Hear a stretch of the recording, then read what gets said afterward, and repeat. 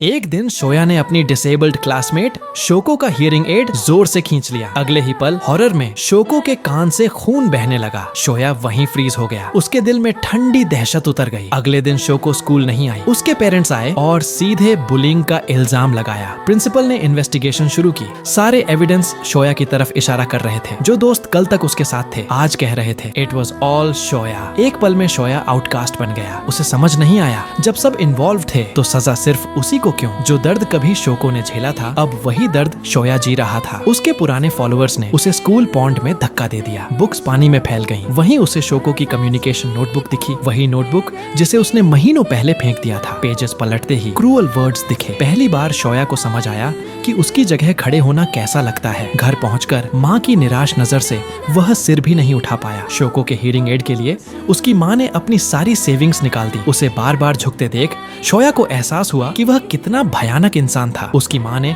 अपने ही इयररिंग्स कान से नोच लिए। खून बह रहा था और शोया को ऐसा दर्द महसूस हुआ जो किसी इंसल्ट से कहीं ज्यादा गहरा था। इसके बाद वह पूरी तरह अकेला हो गया। जो हार्डशिप शोको ने झेली थी अब वह उसे दोगुनी मिल रही थी। फिर एक दिन शोको ने स्कूल छोड़ दिया। अब शोया के डेस्क से कोई गालियां साफ करने वाला नहीं था। पहली बार उसने खुद वे गंदे शब्द देखे। साल बीतते गए। बात करना मुश्किल हो गया। उसे लगता था सब उसे मॉन्स्टर समझते हैं। पास्ट की गलतियां उसकी सोल पर स्कार्स बन चुकी थी। उसे लगने लगा कि शायद सिर्फ डेथ ही उसे आजाद कर सकती है। उसने कैलेंडर पर डेट मार्क की। पार्ट टाइम जॉब छोड़ दी। मांगा कलेक्शन बेच दी। 1.7 मिलियन येन अपनी माँ के पिलो के पास रख दिए। फिर वह ब्रिज पर अकेला खड़ा था। नीचे रिवर और अजीब सी पीस। तभी स्काई में फायरवर्क्स फूट पड़े और उसे याद आया एक काम अभी बाकी है, शोको को ढूंढना। उसकी आंखों में देखकर कहना आई एम सॉरी। जब वह मिली उसने उसका शोल्डर टैप किया। शोको मुड़कर भाग गई और वह उसे दोष नहीं दे सका। शोया ने नोटबुक आगे बढ़ाई। उसने सीक्रेटली साइन लैंग्वेज सीखी थी। हर मूवमेंट गिल्ट से भरा हुआ था। उसने धीरे से कहा कैन वी बी फ्रेंड्स? अब सवाल ये है अगर तुम शोको होते क्या तुम उस पर भरोसा कर पाते?